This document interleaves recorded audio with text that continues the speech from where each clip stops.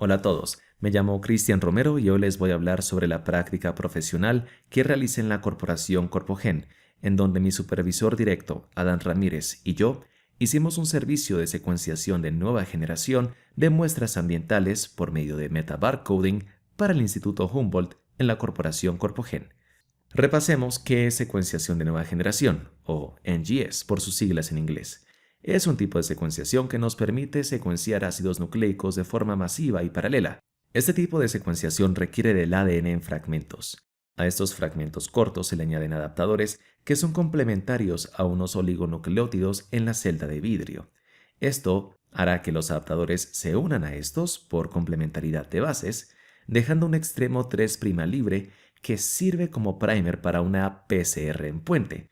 Esta PCR en puente termina generando clústeres que son copias de la molécula de ADN original idénticos entre sí. Estos clústeres permiten amplificar la señal durante la secuenciación, y la secuenciación toma lugar de la siguiente manera. En cada ciclo se añaden 4 nucleótidos fluorescentes.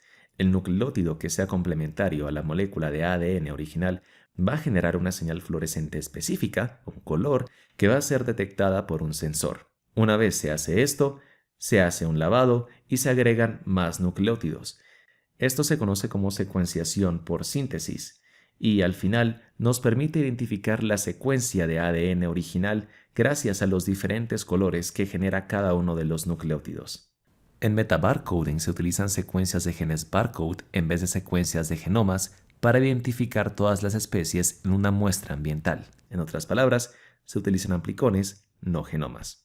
En este proyecto, el Instituto Humboldt quiere analizar la diversidad de bacterias y hongos. Para bacterias, utilizamos la región B3-B4 del gen 16S. Y para hongos, utilizamos la región interespaciadora ITS1, que puede tener un tamaño variable entre especies. En total, el Instituto Humboldt tomó muestras de 13 suelos, 13 sedimentos y 13 aguas de diferentes partes del país. En cada uno de estos sitios tomaron 3 muestras y de cada una de estas muestras hicieron 3 réplicas. En total, eso significa que tenemos 371 ensayos para el 16S o 373 ensayos para ITS, 351 muestras, 12 controles de extracción y 4 controles positivos y negativos en el caso de 16S y 5 en el caso de ITS. Las muestras nos llegaron parcialmente extraídas en la columna de sílica. Nosotros hicimos el último paso de extracción, que fue una elusión en agua, y una dilución 1 en 10 de este, el uato. Para la PCR del gen 16S utilizamos primers que tenían secuencias adicionales con los barcodes y adaptadores específicos que permitían identificar la muestra. Una vez realizada la PCR, purificamos los productos de PCR y armamos pools con estos mismos. Las purificaciones fueron llevadas a cabo siguiendo el protocolo AMPure de perlas magnéticas.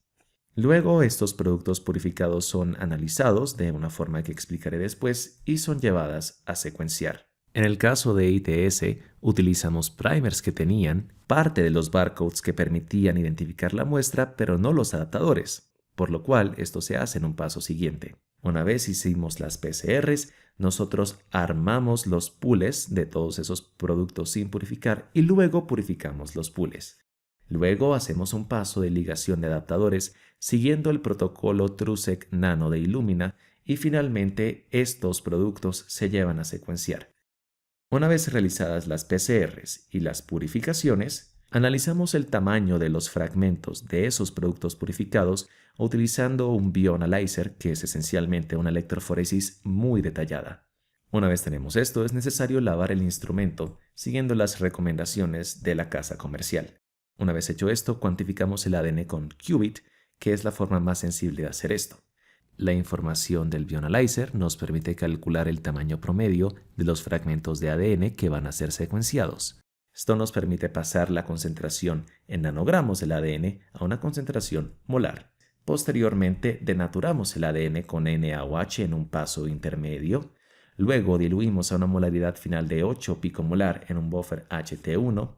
Agregamos un control llamado PHI-X en un volumen de 20% de la solución final.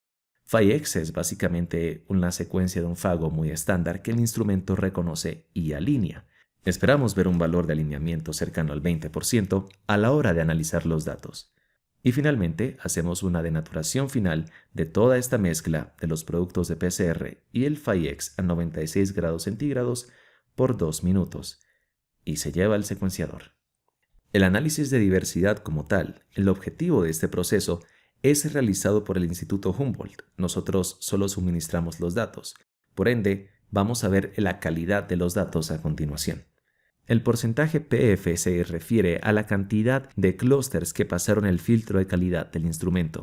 El porcentaje de Q30 se refiere a la cantidad de bases con una calidad mayor o igual a un Phred score de 30, lo que significa una probabilidad de error de 1 en 1000. El porcentaje lineado es el porcentaje de secuencias que el instrumento reconoció como proveniente de Phi-X. Esperáramos que estuviera en 20 o cerca a 20. La densidad de clústeres muestra cuántos miles de clústeres hay por milímetro cuadrado de la celda de vidrio y podemos ver al final la cantidad de datos generados en gigapares de bases. En el caso de 16S, vemos que los valores para estas métricas de calidad se mantienen más o menos en un rango establecido.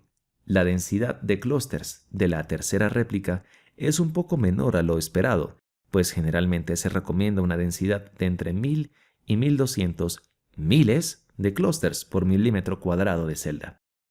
Los resultados de ITS, sin embargo, son un poco más variables. En el caso de la primera réplica, vemos que tenemos una densidad de clústeres mayor a lo recomendado y un porcentaje alineado mucho menor a lo que esperábamos.